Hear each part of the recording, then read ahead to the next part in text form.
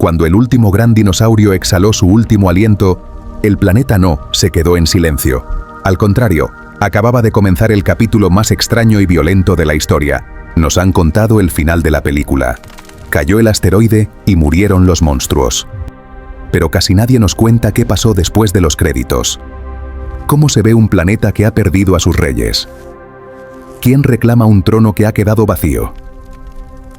¿Y cómo, en medio de todo ese caos, terminamos apareciendo nosotros? Desde cerdos demoníacos del tamaño de búfalos hasta ballenas que caminaban por la orilla del mar, hoy vamos a reconstruir los 66 millones de años perdidos que nos trajeron hasta aquí. Bienvenidos a Pregunta X. El día después del fin del mundo. Día 1 tras el impacto. La Tierra es irreconocible. No hay sol. Una nube de polvo, cenizas y azufre ha bloqueado la luz solar completamente.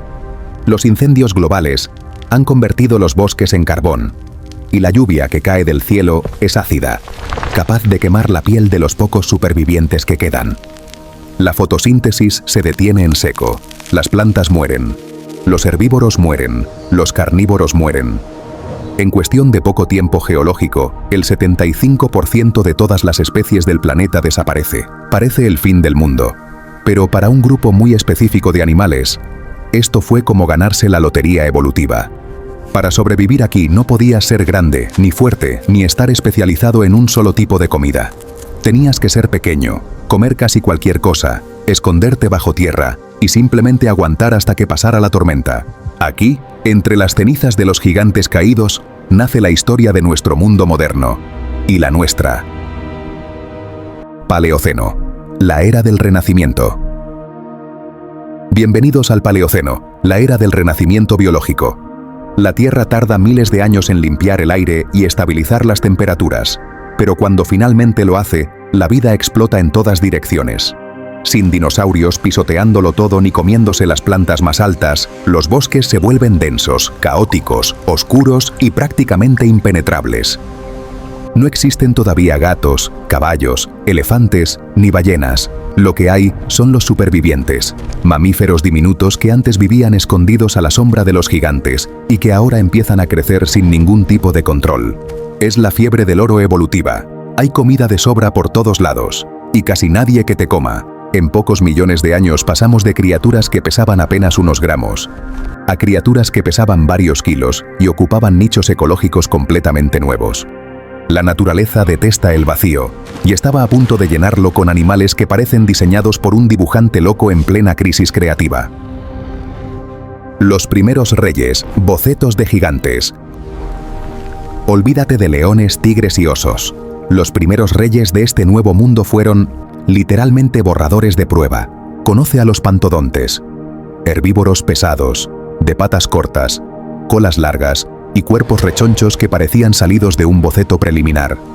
No eran elegantes, no eran rápidos, no eran intimidantes. Eran el primer intento serio de la naturaleza de hacer algo grande después de que los dinosaurios desaparecieran. Como si la Tierra estuviera practicando antes del examen final.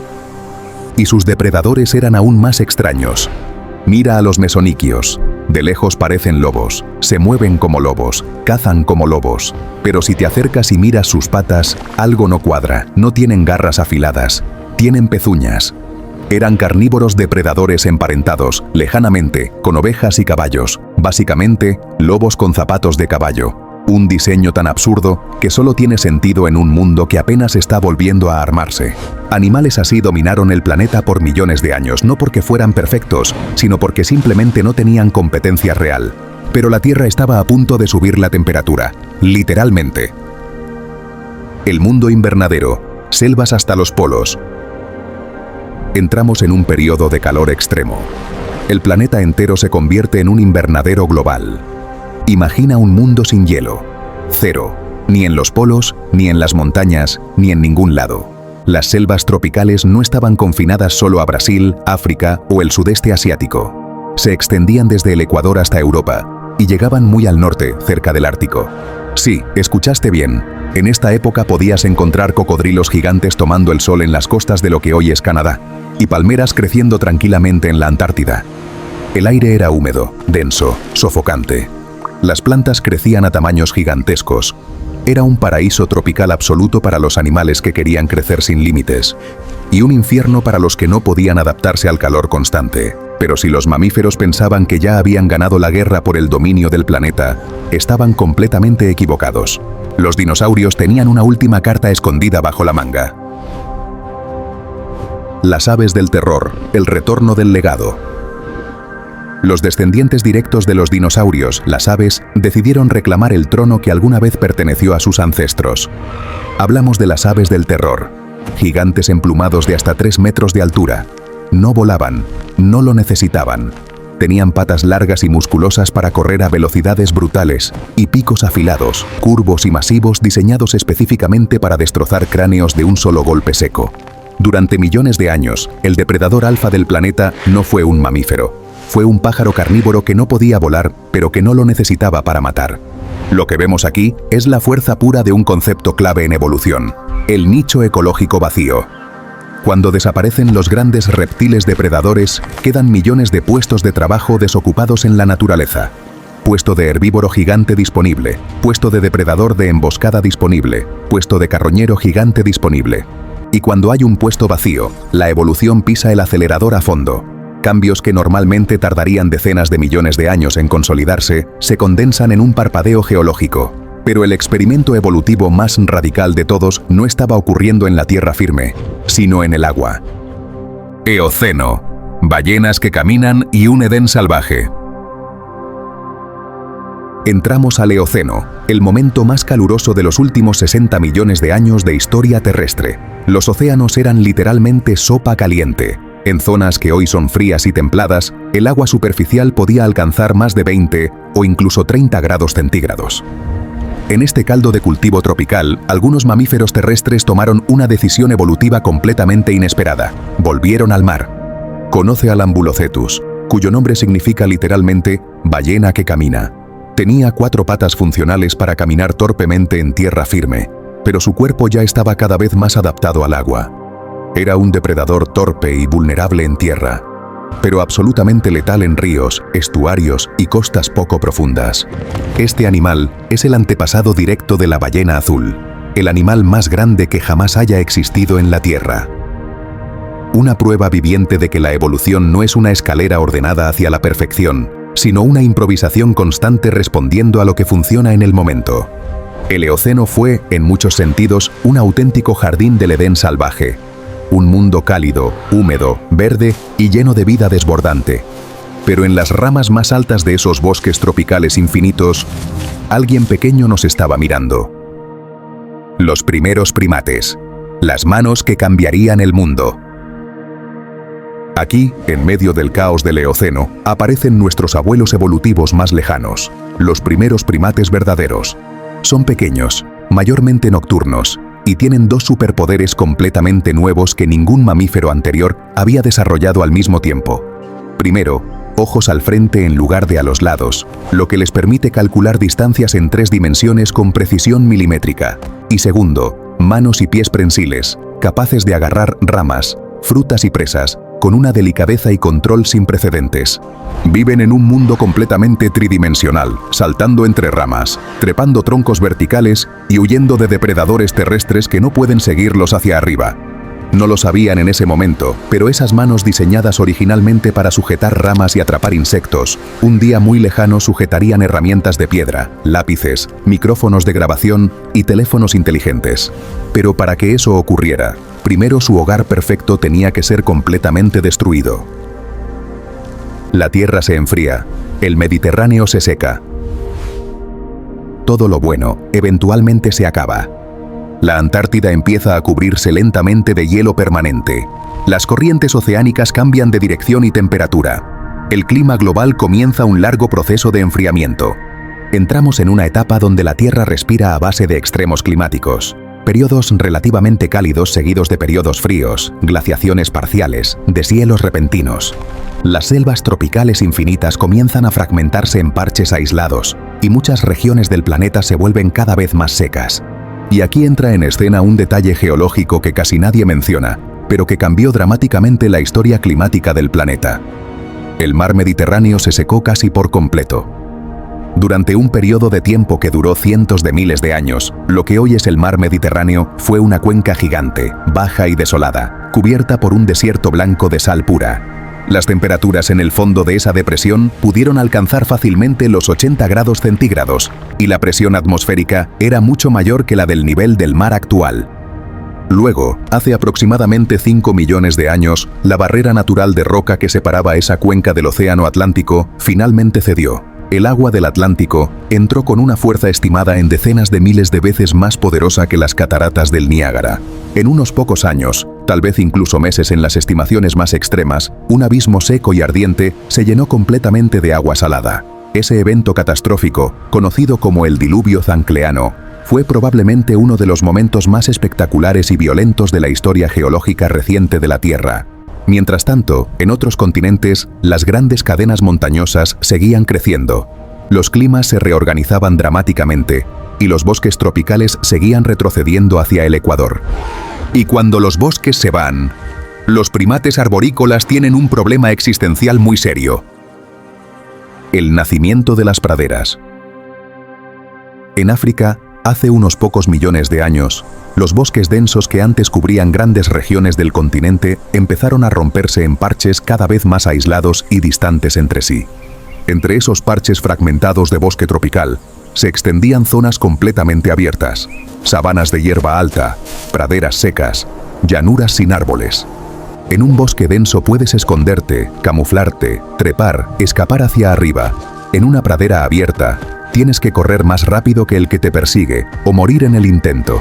El pasto, esa planta que parece tan simple, tan aburrida y tan insignificante, literalmente cambió el mundo. Las sabanas reemplazan progresivamente muchos de los bosques africanos.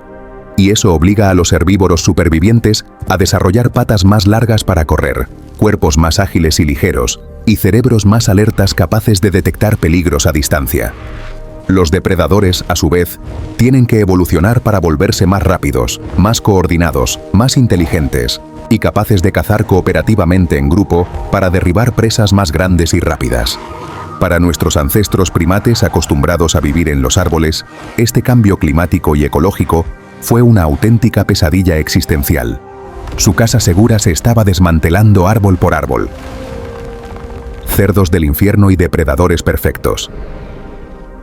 En este nuevo mundo abierto, hostil y competitivo, aparecen monstruos evolutivos como el entelodonte, apodado con justa razón el cerdo del infierno. Imagina un jabalí salvaje del tamaño de un búfalo americano, con mandíbulas macizas capaces de triturar huesos largos como si fueran galletas secas. No era un cerdo doméstico común, era una máquina viviente de miedo y destrucción andando sobre 4 patas. Junto a él, otros depredadores especializados como los hiaenodontes y los primeros falsos dientes de sable van perfeccionando progresivamente la cadena alimenticia del Nuevo Mundo. Ya no son los experimentos evolutivos torpes y descoordinados del Paleoceno temprano. Son depredadores extremadamente bien diseñados, eficientes, rápidos y mortalmente peligrosos. El mundo se estaba volviendo un lugar extremadamente complicado y peligroso para ser un primate pequeño, lento, vulnerable y potencialmente muy sabroso. El riesgo de ponerse de pie. Imagina por un momento estar en el este de África hace aproximadamente 7 millones de años. Los árboles altos que antes formaban un dosel continuo y protector están ahora cada vez más lejos unos de otros, separados por extensiones peligrosas de hierba alta. Para conseguir comida fresca, para encontrar agua, para buscar pareja, tienes que bajar obligatoriamente al suelo y cruzar espacios completamente abiertos llenos de depredadores rápidos, colmillos afilados como cuchillas y cerdos demoníacos del tamaño de vacas. Algunos primates valientes, como el Sahelanthropus, intentaron algo evolutivamente muy arriesgado: ponerse de pie sobre 2 piernas. No lo hicieron por orgullo, ni por elegancia, ni porque quisieran parecer más altos. Lo hicieron porque, de pie, podían ver por encima de la hierba alta de la sabana, detectar depredadores acechando a distancia antes de que fuera demasiado tarde, y transportar comida, agua o crías con las manos completamente libres mientras cruzaban rápidamente las zonas abiertas más peligrosas. La bipedia no fue un gesto elegante de superioridad evolutiva, fue una estrategia desesperada de supervivencia en un mundo que se estaba volviendo cada vez más hostil. Estrategia, tribu y cerebro, el cóctel humano.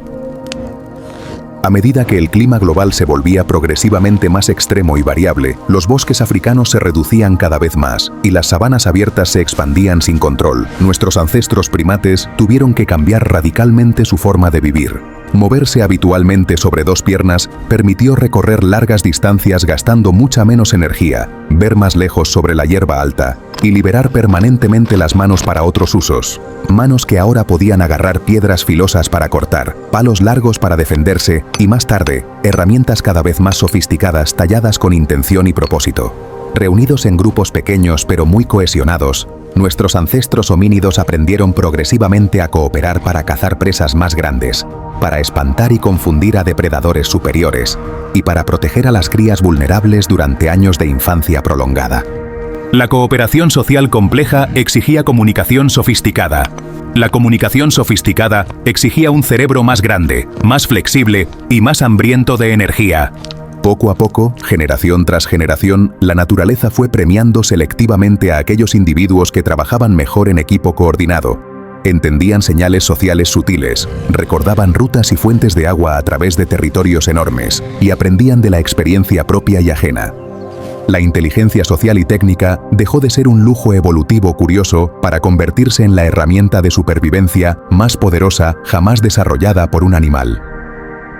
El escenario estaba listo. El asteroide había limpiado violentamente el tablero evolutivo hace 66 millones de años. El calor extremo del Eoceno nos dio selvas tropicales infinitas, donde nuestros ancestros primates pudieron desarrollar manos prensiles precisas y visión estereoscópica tridimensional. El enfriamiento climático posterior destruyó progresivamente esos bosques y creó las sabanas abiertas africanas que nos obligaron a bajar de los árboles, caminar erguidos sobre dos piernas y pensar estratégicamente para sobrevivir. Entre ballenas que decidieron abandonar la tierra y volver al mar, cerdos del infierno del tamaño de búfalos, aves del terror carnívoras de 3 metros de altura, tiburones gigantes nadando en océanos calientes, y cambios climáticos extremos que destruían ecosistemas enteros cada pocos millones de años. Poco a poco, como resultado de millones de accidentes y adaptaciones desesperadas, apareció finalmente un primate completamente distinto a todos los anteriores. Uno que no era el más grande de los animales, ni el más rápido, ni el más fuerte, ni el mejor adaptado a un ambiente específico, pero sí el más peligroso de todos, porque en vez de simplemente aceptar y obedecer las reglas inmutables de la naturaleza, empezó gradualmente a escribir las suyas propias. Habían pasado más de 65 millones de años completos de prueba y error evolutivo constante, de monstruos gigantes dominando y luego desapareciendo, de cataclismos climáticos borrando ecosistemas enteros, solo para llegar exactamente a este momento único en la historia del universo. Conocido, el momento preciso en que un simio asustado, vulnerable y hambriento se irguió lentamente sobre sus patas traseras, miró fijamente el horizonte abierto e incierto que se extendía ante él, y comenzó, por primera vez en la historia de la vida terrestre, a hacerse preguntas sobre su propio lugar en el mundo. Reflexión final. Solemos pensar casualmente que los humanos somos los dueños naturales de la Tierra, como si este planeta hubiera sido diseñado específicamente para nosotros desde el principio. Pero la verdad científica es mucho más humilde y mucho más fascinante. Somos hijos directos de su caos más violento.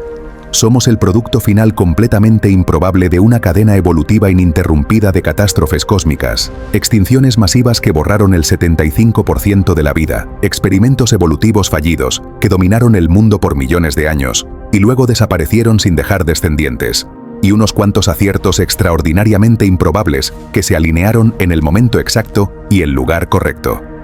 La historia de la vida en la Tierra no terminó con los dinosaurios cayendo muertos bajo el polvo del asteroide. Apenas estaba calentando motores para el capítulo más extraño, más improbable y más fascinante de todos. Nosotros.